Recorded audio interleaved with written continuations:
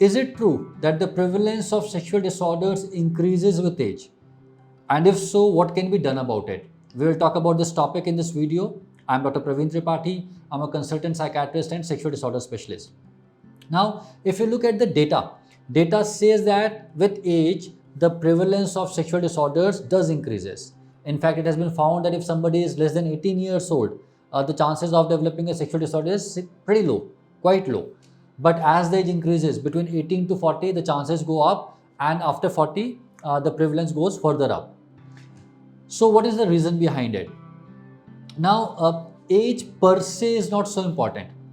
There are other factors which are more important, like the presence of a medical disorder. It has been found that people who have medical disorders like high blood pressure, diabetes, or obesity, they have a much higher propensity to develop sexual disorders. More importantly, sometimes these disorders do not present with any symptoms. Sometimes somebody may have slightly higher blood pressure and may not feel any symptom at all. And these people have a tendency of ignoring their problems. So, when untreated high blood pressure, untreated diabetes, and obesity, if these conditions are existing in a person, the chances of that person developing a sexual disorders goes up. Also, smokers, those who smoke regularly, they have a much higher tendency to develop sexual disorders in comparison to non-smokers. Apart from medical conditions, there are some other interesting factors involved. One of the factors is regularity of sexual intercourse. Sometimes it is seen that as people age, the frequency of sexual intercourse dips. They tend to have sexual intercourse infrequently. Now, the data says that somebody who is having sex at least twice a week has less than half the chance of developing erectile dysfunction in comparison to someone who is not having sex as frequently. So sometimes we say that sex follows the rule of use it or lose it. If you are having sex regularly, you would retain the capability to have sex till the fag end of your life. But if you're not having it regularly, you might lose the capacity to have a proper sexual intercourse pretty early in life. So being sexually active is pretty important, and doing so with a good frequency is equally important. Now, sometimes some practical issue crops up. Sometimes they do not have a partner. Sometimes because of the death of a spouse, they are not left with the partner. Now, that has a significant impact on development of sexual disorders.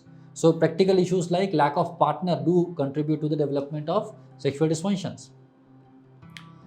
Also, in certain cases, hormones may play a role. It has been found that as males enter their 40s or 50s, the levels of serum testosterone may go down, and that may have an impact on the sexual functioning of an individual. So, if that is the case, the person must go and meet an endocrinologist and get the proper medications for that.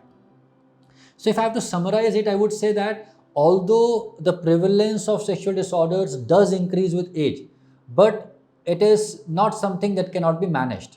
If you are able to manage the physical health of the person, the sexual health is usually taken care of.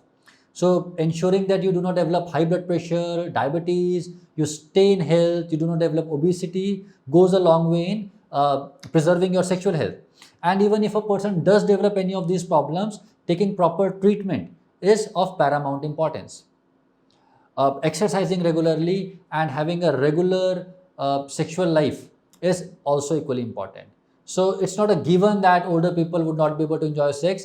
If these things are taken care of, the sexual life of an older individual can be as good as that of a younger individual. Now, friends, this platform Sexual Solves, it has been created with the sole reason to impart medical information about sexual disorders and sexual health in general. And if you want to join us, you can subscribe us. Thank you.